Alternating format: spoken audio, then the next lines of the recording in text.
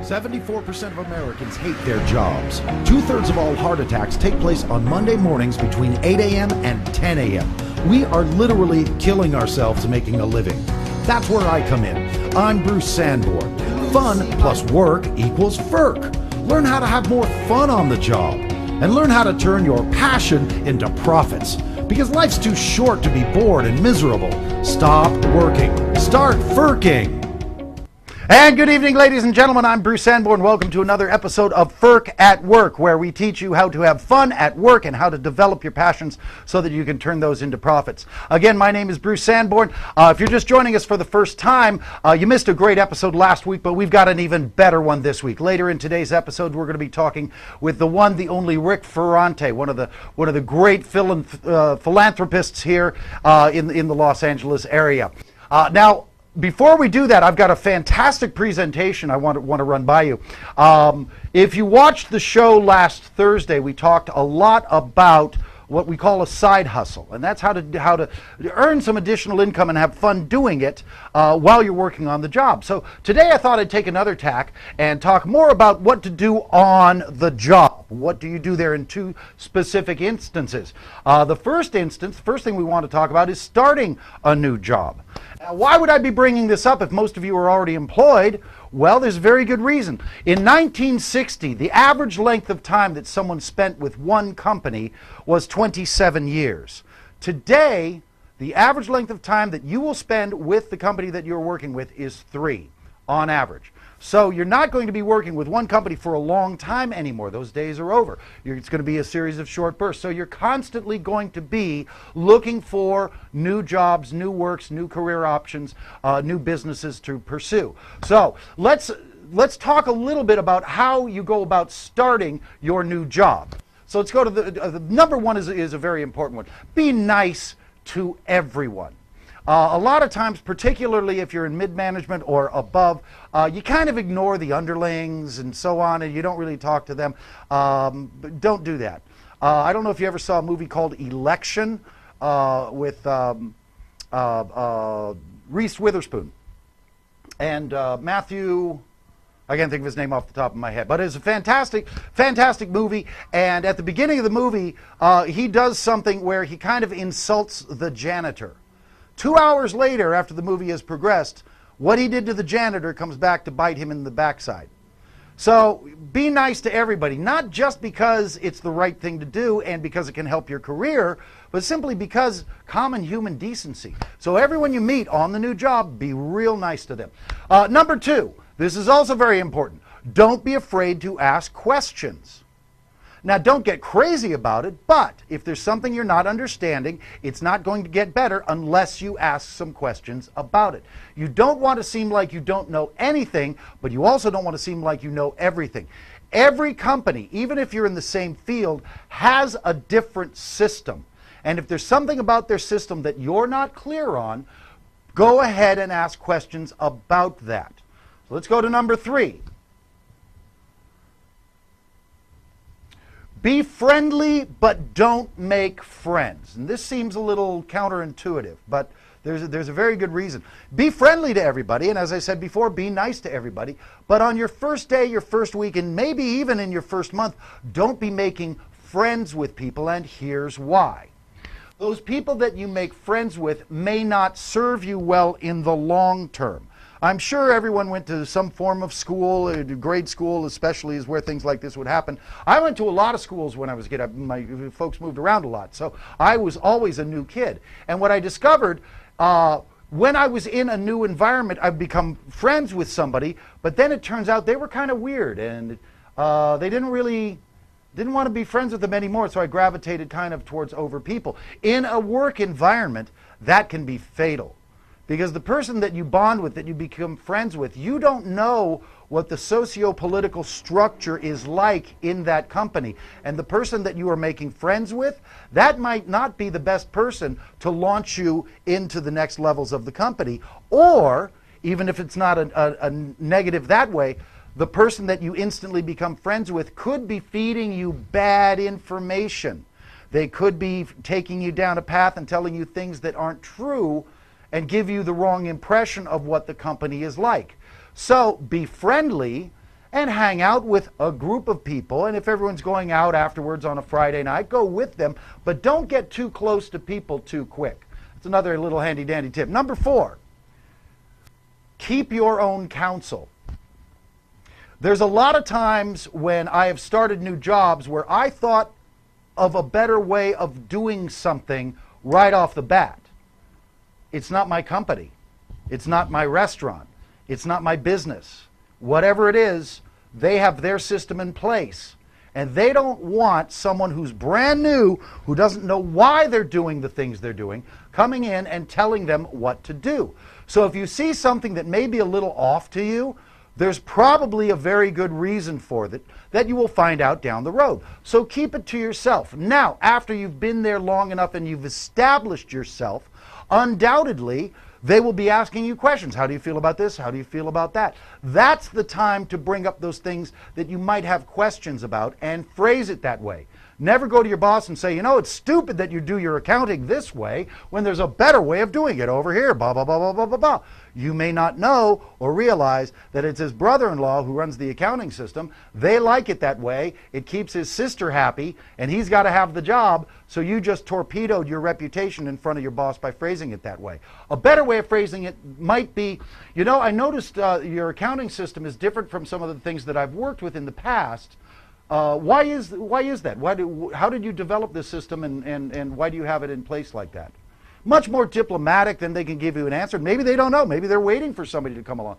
And they say, well, we just started this way. Do you have a better idea? Well, yeah, actually I do. And then you can introduce a new idea. But find out what the foundation of that is first before you open your mouth. So again, keep your own counsel. And number 5, of course, what else can I do?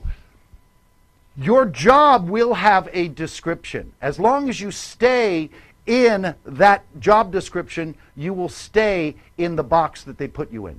Remember, no one pays you for you. They pay you for the job you're doing. The job is what gets paid, not you. I have yet to meet anyone who is employed who says they're paid enough. Most people who have jobs say, oh man, they're not paying me. No, of course they're not, but they're not paying you, they're paying the job, and that's what the job pays. If you're the person who's willing to take on more responsibility, oh, can I help out with that? Oh, can I jump in on that? Can I do this? It can be in social aspects, but also business aspects. If you're doing some of the social aspects, oh, can I organize the softball team? Can I organize the Christmas party? Things along those lines. That is very much appreciated. But also, in business, you've got a conference coming. Would you like some help in planning that? Well, yeah, we would. Wherever you can, keep asking, what else can I do? And here's the key, don't expect any more money for that. That comes down the road. They want to see what you can do first. As you do more and take on more responsibilities, they realize you can become a linchpin of their company, a key to their success, and they will promote you and pay you more money. Now, there's another thing that also happens when in jobs, and I have found very few people who haven't had the fun experience of this, and that is what happens when things go south. So let's go to the next slide. When you're involved with separation, you're leaving a job, generally there's 2 ways that this can happen. Number 1 is it's amicable, i.e. you found another opportunity that you were moving on to. They're sad to see you go. You shake hands, you hug, you kiss, you cry, but you eventually move on to the next company. That's fine. That's easy to navigate. Most people don't need help with that. I'm talking about the other situation where you are getting fired. You got to trust me on this. When I was in New York, I was getting fired all the time. I was a lousy waiter and I was a lousy bartender. But I could talk, so I could talk my way into a job, but when they found out what a lousy waiter I was usually being shown the door. So I was constantly having to find new jobs as a waiter because I'm just not cut out to be a server. I'm just not in my skill set. So when you are leaving a job and it is not amicable, there are certain things that you have to do. Certain things to protect yourself. And you have to realize that you do have certain rights even though you're the one that's being shown out the door. Here's the first one. Number 1, don't sign anything. They will put papers in front of you and have you sign them. Oh, you have to sign this or you're not going to get your check. Not true. They have to pay you. In California, they have to pay you within 24 to 48 hours. They have to pay you immediately all of the money that they owe you when they are separating you from the company. You don't have to sign anything in order to get that. Okay? There may be other things that they want you to sign. Now, you don't want to get into a confrontation with them saying, I'm not going to sign anything, you SOBs, this is all bogus. Here's how you handle that. You know what? Give me all the documents that you would like me to sign. I will have my attorney review these and then get them back to you. You want to handle it in a very professional manner. Everyone gets canned. Don't take it personally. Just know that you have to protect yourself, and if they have you sign something that you don't understand because you're not an attorney, then you could be signing away your rights down the road that prevents you from doing something else. So be very careful. Don't sign anything right away. Number 2, this ties right into that. Show some class. Now, there's a lot of people who, when they get fired, they take it personally. They start crying, they start screaming, they start threatening, they start doing all kinds of crazy things. Have you been mistreated? Entirely possible. Have you been abused on the job? That's entirely possible. Did they screw you over? Yeah, it's entirely possible. That happens to people every single day. But it's not about you, it's not about them, it's about you. About how you handle the situation. Show some class, do not get emotional, simply walk through the process as pleasantly as possible, show nothing on your face, wish everyone well, and get out of there as quickly as possible. If you're really upset about it, get upset away. Another reason you want to do that is you don't want to tip your hand. You don't want them to know that they got to you. It's just a personal thing. Another reason is every industry is very small.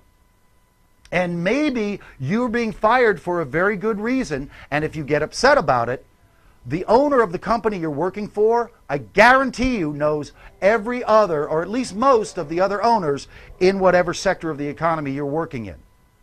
And when you go to apply for a job elsewhere, they will be contacting this person and asking them about you. And in subtle and not so subtle ways, you could be blackballing yourself by getting emotional, by being out of control, by being angry. Don't do any of that. Just simply show some class and get out of there as quickly as possible. Number 3, file for unemployment immediately. That day, preferably when they fire you. Now, about 90% of all firings take place after 4 o'clock on a Friday. They have found that giving people a weekend to cool down usually means that that employee will not get angry and come back and send threatening emails and do things like that. That's standard HR procedures. Okay, but there's also times where they will just call you into the office and show you the door at any time of the week. When they do that, you want to file for unemployment right away. You're building a case that you may need later on. The sooner you file, the stronger your case will be if you were fired unjustly. And I haven't met too many people who go, yeah, I was an idiot. They fired me and had every cause. The sooner you file for unemployment, the sooner you're going to get that money coming in. But number 2, it also bolsters your case for being let go unfairly. Okay, number 3, contact the National Labor Relations Board. Now, this one is important if you sincerely believe that you have been unjustly terminated. The National Labor Relations Board will take your case on, and you want to do this as quickly as possible, and here's why. Funding for the National Labor Relations Board has been cut drastically. It will take weeks, months for them to get to your case. The sooner you file it, the better off you'll be, and the sooner they will be able to handle that situation. I'll give you an example of what I'm talking about. When I was working at one location many years ago, there was a girl who got terminated. She got terminated not because of what she did, but because of what her coworker did. She didn't do anything wrong. Her coworker did. But they lumped them together and said, well, you must have been friends. You were probably in on it. We're getting rid of both of you. And so she got fired. She took her case to the National Labor Relations Board. Now, it took them, at the time, and this is some years ago, 6 months before they got to her case. When they did, they reviewed it, found that she had been unjustly fired from her job. The company was forced not only to bring her back on board at the same position she was before and at the same pay she was getting before, but also they had to pay her back pay for all the time that she was off work. But it took 6 months for them to get to that point. So you want to get that ball rolling as quickly as possible. Now, number 5, and this is the most important of all of these, is when you are terminated, start looking for a job right away. Now, normally when someone gets terminated, or at least a lot of people who get terminated, they get upset, they get sad, they get, and they also have, generally speaking, that little severance package. Usually it's not much, but you got something. So people will go out and drink and tell their tale of woe to strangers or friends in bars or at home or drunk dialing or what have you. And then a couple of days later, they might get around to something, etc., etc. No. Don't do that. That's bad for your self-esteem. What's good for your self-esteem is to realize that you are wanted. And by getting out there in the job market as quickly as possible, you will feel much better about yourself. So preferably the same day that you are let go, you will be on Indeed.com or some of the other websites looking for another job that will help you feel better about yourself and get more of the steady income coming back that you have gotten used to. Another reason you want to start looking for a job right away is, roughly speaking, for every $10,000 a year that you make, it takes you a month to find a job. So if you're making $100,000 a year, on average, it's going to take you 10 months to find a job. So if you just sit on your butt feeling sorry for yourself for a month, then that means it's going to be 11 months before you find another job, and you're going to end up in a situation where money gets tight, your unemployment could run out, a lot of bad things can happen. So you want to get back into the job market as quickly as possible. I hope those are some tips that help you. I hope you have some pad and paper, because the next gentleman I'm going to be speaking with, you're going to want to take a lot of notes. He's a fantastic guy, one of the funniest individuals I know, and as I said, he's got a heart of gold, one of the greatest guys I know, very well known in the Los Angeles area for his work with a variety of charities and with home care services of Santa Clarita. Can I introduce you to the legendary Mr. Rick Ferrante? How are you, Bruce? I'm good, Rick. How you doing? Good. I appreciate you being here. Thank you for coming. Thanks for having me. That was awesome. I learned a lot just sitting here and listening to you. Well, thank you much. That's kind of the whole point. So, let's start with kind of the Broad and Dunn Street, or Dunn and Brad Street. Brad and Dunn Street. Something along those lines. Yeah, give people a little bit of your background. You've got a kind of an interesting Yeah, background. you've done everything. Yeah, but if I go through that, we're going to be here a long time. And, okay, the Reader's Digest version. And then, okay, we'll just cut there. I'm going to go through. There are a whole bunch of things. Obviously, I grew up in Burbank. I grew up in this area, so yeah. I'm a Southern California guy. And then, various jobs, etc. But the things in the area that kind of started really solidifying some of the things that you've been talking about is after, escrow. I was in escrow for a little while. I did some things with a landscape company. I did a bunch of stuff. Well, I got into industry called credit card processing. So it's taking and receiving credit cards. Yeah. I mean, really intensely exciting. I mean, credit cards, Bruce. This is really fun stuff. I mean, you go to bed and you put your head on the pillow. Oh, really help somebody. Yeah. I mean, wow. I made a living. Yeah. It was good, and I was just in that industry. Then the whole gyrations of the company sold, and you got all the drama and all that kind of thing. Are we going to have jobs tomorrow? Yeah, and we did. It was a whole bunch of this stuff, and so we finally bolted from there. And me and two guys started a company doing the same thing. Kind of took a lot of the people, a lot of the customers. So you just cannibalized the company. Yeah, no, it was excellent. But it was one of these. For you. Yeah, kind of stick it to them. Ethics yeah, 101. Yeah, that's great. Yeah, fair is fair. Actually, there was a couple that did the same thing, and then we were sort of fighting who could, who raced to the finish line kind of thing. So that was fun, and then but I learned several things from that, and we eventually, that was 1999, and then in 2010, we sold that company. So we started with the three of us, and it was, your typical, three guys, and I mean, we had, little basketball hoops and, foosball tables, and but working, constant. And at this time, at the same time, I've got a small child, trying to get this family going. It was a tough deal.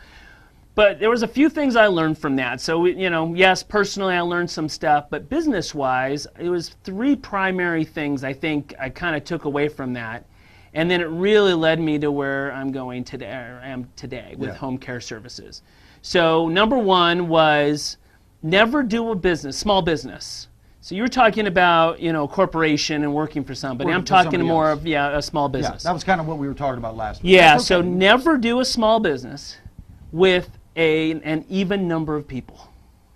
That's a good. Now I understand why, but explain to them why. I can't tell you how many times, and these are all kinds of decisions, big, little decisions, whatever. There's 3 of us, me and 2 partners, that the actual result or the decision, what we're going to do after we are arguing about some whatever it was. I mean, it could be, big things, whether we're going to, do this, line of stuff and price, or it could be, which kind of towels we use for the bathroom, right? Or everything which was just as important. Well, yeah. We did the whole Post-it thing. We had Post-its, and then you go like this, and, yes, no, or whatever, and it was 1, 2, 3. And that's how we came to the decision. And if it wasn't an odd number of people, I don't know how we would have done anything. I mean, it would have been, 1 and 1 or 2 to 2 or 3 to 3, whatever it was. It was pretty apparent that we had, and it wasn't always the same 2. So you got to have an odd number of people. One of my pieces of advice. Absolutely. You know who followed that advice was the actor director Warren Beatty. Why? Well, he believed when you're making movies, you need 3 people in charge. Okay, because same thing. kind of thing. Same. You got the producer, you got the star, and you've got the director. But if there's more people involved in the decision making, and Warren would say this, he said, I came up with a lot of ideas that were not good ideas, and the other 2 talked me off the ledge. There you go. He said to make a good movie or to have a successful business, you need 3 people to bounce it off. In this case, though, if they had followed on my ideas, that we would have been a lot better off. So all of mine were because you're just mine were the good ideas, right? So that was number 1, have 3 people. But the second one, kind of sort of along those lines, was there's so much I don't know. And hire people, and whether you're hiring or you're getting a consultant or a vendor or whatever it is, so that you have all those pieces that you don't know that you hire or contract for or something. Yeah. And your ego gets way in the way of that fast. And it's not, yours and your partners and everybody else, that's an ego problem. And you got to get past that. Also with that, you didn't let that stop you. The fact that you don't know something, a lot of people when they're starting some new endeavor or starting to do something, I don't know enough about this. I need to do more research. I need to do more investigation. And you get to the point of not getting anything done because there's one little thing you don't understand. And you cannot let that stop you. You've got to move forward anyway. Figure it out as you go along. Go find it. Are you going to stumble once or twice? Oh yeah, but that's going to happen no matter what you do. You're going to run into those hiccups and those problems as you progress. But don't feel like you have to know everything to get started. You just have to start. That's the most important thing. And then you can't feel like you know everything, or just act. because you're the most passionate person about your business. Yeah.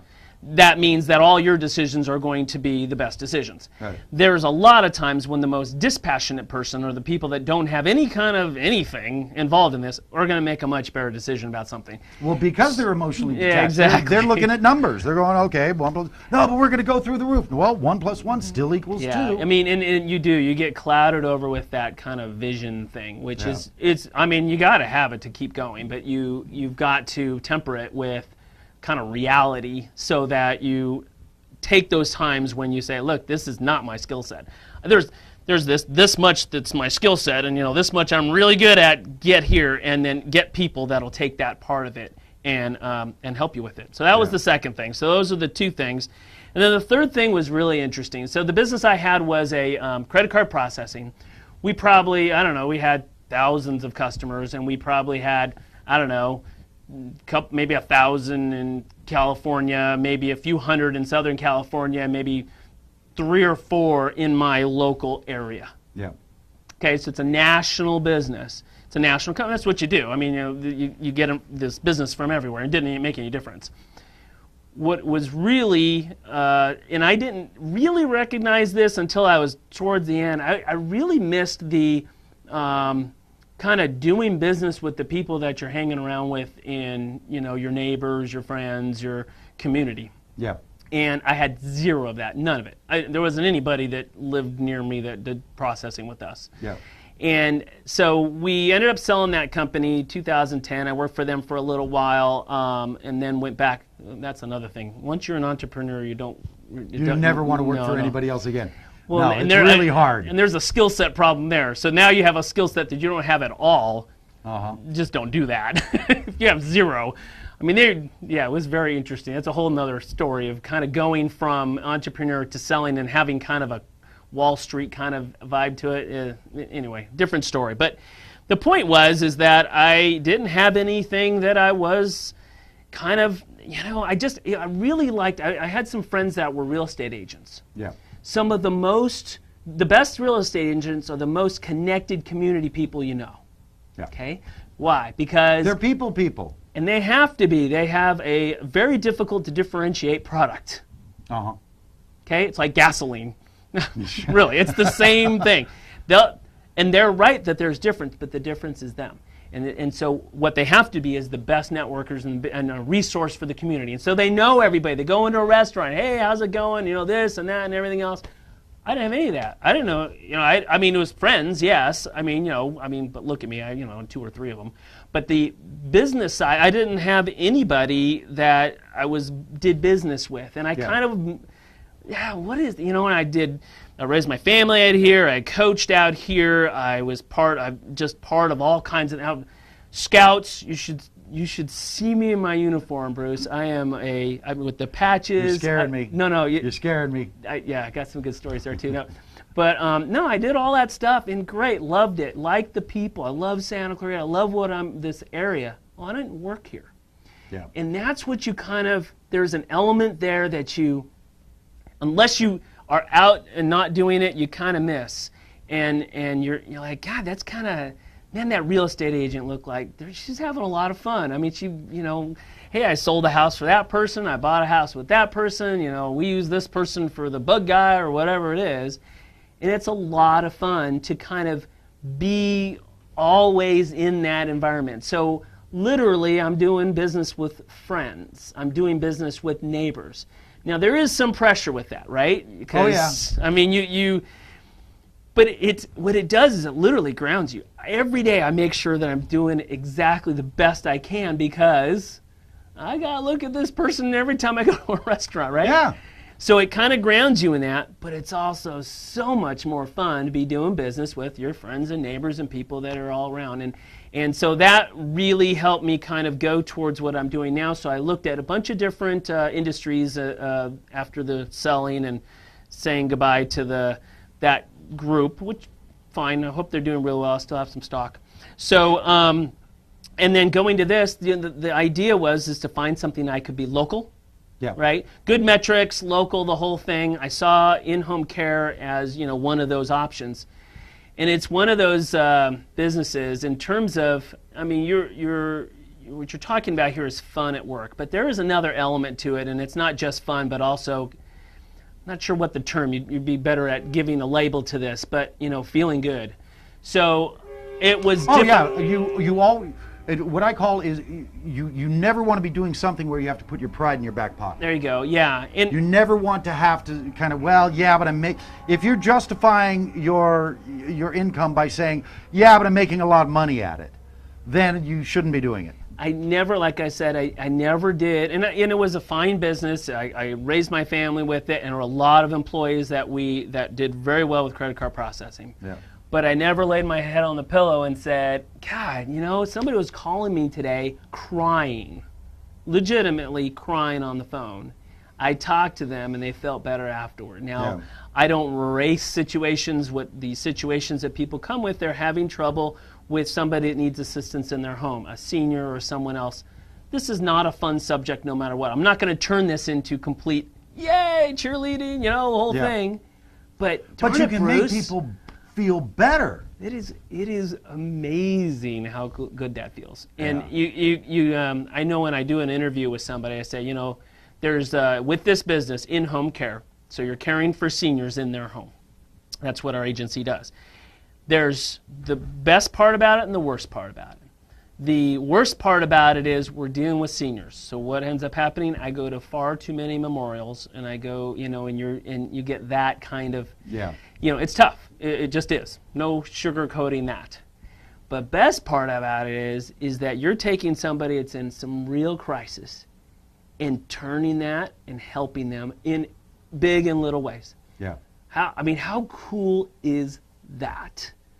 If you can go home and say, I'm making a living and I'm doing that, I don't know what else you need. I'm never going to retire. Yeah, I don't understand the concept either. Ever. Now the same philosophy, however, has led you to be working with dozens of charities and which that was interesting too. So you get so same thing. There is not a person out here who does not know who you are from the charity work that you do. Well, that what ends up happening, and this is an interesting element to it. So it kind of moves off of there. I mean, we did do a lot of things when we were, when I first got married and when my kids were younger, when I was doing the business with credit card processing. Yeah. So we did things with Children's Hospital. We did things with, just a whole bunch of stuff, and then through church, etc. But again, it was kind of this separation, right? So I'm all day, a lot of hours, as I'm sure you and everybody watching, they're putting a lot of hours in. Oh yeah. That you're just working. Okay, because it's people that I'm dealing with in Florida. It's people I'm dealing with over here. I mean, it doesn't really connect. And then over here, I had my home life, raise a family, the whole thing, and then we tried to carve out time to do some work with nonprofits and things like that. Well, when I was able then to do away with that and then do a business that was local, that could do this in-home care agency, which is just Santa Clarita and the San Fernando Valley, well, all of a sudden that opened up the ability to do work with nonprofits and other and charitable organizations that, again, these are the same people I'm doing business with. So, I'll go in the middle of the day and go to a committee meeting, and I'll go in the middle of the day and then take my kid here. I'll go in the middle of the day with a friend, but I'm still doing business. These are all people everywhere I'm doing. You go. Exactly. Same thing. How cool is that? So I would, but if there's that's a also suggestion, another reason. Also another reason why, I could not work for anybody else ever again. Obviously, you can't either. But if you're thinking about starting another business, this is yet another reason. Or starting just a side hustle, as we were talking about last week. There's yet another reason to do that. Is it gives you the time freedom when you're the boss and your kid has a baseball game. You just go. Yeah, and it's interesting. There's a lot of people think of that. Yeah, you can just do anything you want. Well, no. You got a boss. It's every customer that you have is your boss, as well as all your employees, because buck stops with you, right? Right. Everything freezes unless you kind of make this decision or whatever. So it's not that, but I think it's more about when you're going and you're taking your kid over here, you're connecting, you're building relationships with people that will then turn into clients someday. Yeah. And they know somebody that turns into clients someday. So you're always working. But you're not, and I want to be very clear here, you're not walking around looking at people as though they have a dollar sign on their head, say, oh, I'm going to get money out of them, I'm going to get money out of them. It's not that at all. These are literally just friends that you're developing as you're going through all the charities that you work with and through your day-to-day life. That's it. What you go into, it's really easy for somebody to look at you and go, okay, Bruce, what are you selling? And so if that's what you're doing, it's not hard to go into that. You've got to start with saying, I want to be engaged with people around me. I like all these people. I like these neighbors. I like these people in Santa Clarita. I like the Alzheimer's Association, and I like being involved with the Walk to End Alzheimer's, which is on October 6th, there, by the way, at Bridgeport Park, if anyone wants to come. We're looking We did that last year. That was a lot of fun. That was a lot of fun. You made that a really fun event. I mean, it wasn't just like, okay, we're going to line up and then we walk and then we're done. We had live music, we had performers, we had dancers, we had food trucks, we had tons of vendors and booths. It was more like a carnival than It was a really fun day. But I'll tell you what, Bruce. I mean, as much as that was fun, and you saw that. Yeah. Guess what I saw? Yes, that was actually for me. It was a bunch of work, right, on that part. But that entire year, you realize how many good people are part of an organization like that. Yeah. These are people you want to hang with, right? I mean, it's kind of fun to hang with the guy that knows as much about the Dodgers or the Lakers or whatever it is that you're into. But you hang out with these people that all are out there because they want to help the community support the mission for the Alzheimer's Association, and you go and have a beer with them. It is like the best. I mean, these are great people, and so these are again, these are people that you want to engage with on all levels, including your work. And so that's, I think, where it kind of comes to. And I think if I had that suggestion, that third one, besides the odd number of people, the hiring and contracting or whatever with all those things and recognizing all the skills that you don't have, the third one is to kind of like just live that work by doing something that, and even if you're working for somebody else, you can get involved. I was telling my daughter, who is just starting out, and she's not an entrepreneur. I'm like, get involved in whatever the foundation is that's helping something in your industry. Okay, they're all out there. Go and get involved in that. Go and get into that nonprofit. And they see what my wife and I do. We're also involved with Providence Holy Cross Medical Center. I'm on the foundation there. I talk about all these really cool people. And so you get involved in all this stuff, and then it just starts to flow like this. If you believe in it and you go after it hard like that, you're not working, man. This is part of the stuff. This is what makes life worth living. Oh yeah, that's what makes the job fun, is being out in the community, working with your friends, meeting lots of cool people who also have shared interests. Why would you retire from that? Right? I mean, I love to go fishing. I guess this isn't fishing all the time, but there's only so many days you go fishing, and everybody gets bored with your stories anyway. So do something like that where and get involved in that end of it, that is the kind of giving back in. And it's so cliche, the whole giving back to the community thing. Okay, that's cool. But really look at it in a little bit different way. I really love these people. But it's not about them. It's about you. You feel better. Why not do things that make you feel better and have fun doing it? So then you go into and go to the walked into Alzheimer's. You're putting all this in. There's great people involved, and then some lady comes up to you and just like, I didn't even know you guys were here. Oh my God! There's this 90-year-old woman that came into my office. It was more about home care, and she was dealing with her husband that had Alzheimer's. She had been dealing with this for 5 or 6 years. 90-year-old. This is not not spry. No, and she comes in, and I mentioned the walk. This is a couple years ago when they're at the walk, and I said, we got the walk, and there's just hundreds of people out there that are all, and there's support groups, and there's this, and there's that, and all these things. And she looked at me, and she's like, I had no idea that anybody else was going through this.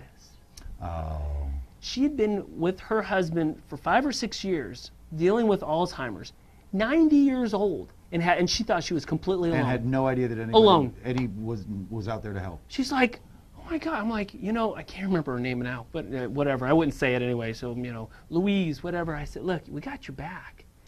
Oh my God, she was crying. It was the awesomest thing. So, not that she was crying. She was crying because she was happy. Yeah. He doesn't. It's not that he's getting her crying because you're a bad person. And then the same thing. We're doing this with Providence Holy Cross right now. We're doing the NICU expansion, neonatal intensive care. So this is for the babies, the little preemies and so on. And you both ends of the spectrum. Yeah, exactly. I didn't even think about that. But yes, it just happens to be that's the campaign.